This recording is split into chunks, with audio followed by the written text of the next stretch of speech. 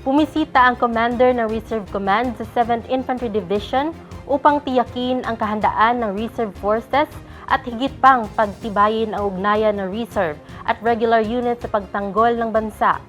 Gabriel para sa Balita.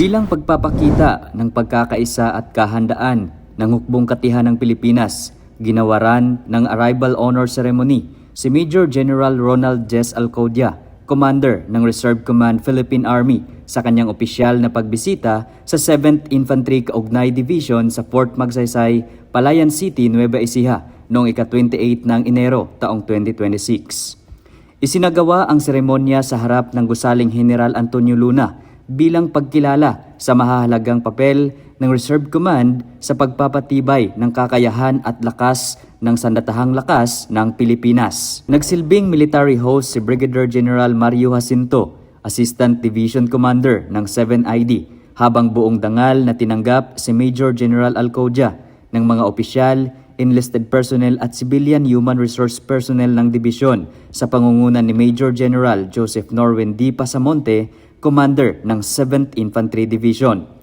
Ang seremonya ay malinaw na sumasalamin sa mataas na antas ng profesionalismo, mahigpit na disiplina at matibay na pagkakaisa sa hanay ng hukbong katihan. Isang konkretong pahayag na kolektibong paninindigan sa pagtatanggol sa soberanya ng bansa. Kasunod dito nagsagawa ng courtesy call si Major General Alcodia kay Major General Pasamonte na sinunda ng isang executive meeting kung saan tinalakay ang mga pangunahing inisyatibo ng Reserve Command sa mas pinalakas na suporta sa misyon ng 7ID, partikular sa aspeto ng panlabas na seguridad.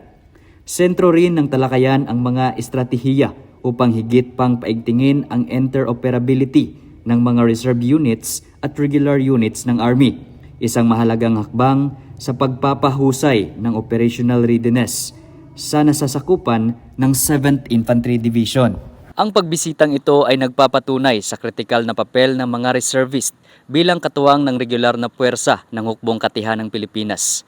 Sa pinagsamang lakas ng reserba at aktibong unit, mas napagtitibay ang kakayahan ng hukbo sa pagtugon sa mga banta sa seguridad, pagtatanggol sa teritoryo, mabilis na disaster response at tuloy-tuloy na paglilingkod sa sambayanan. Mula dito sa Fort Magsaysay, Palayan City, Nueva Ecija, ako si Gabriel, ang inyong pamilyang kaugnay.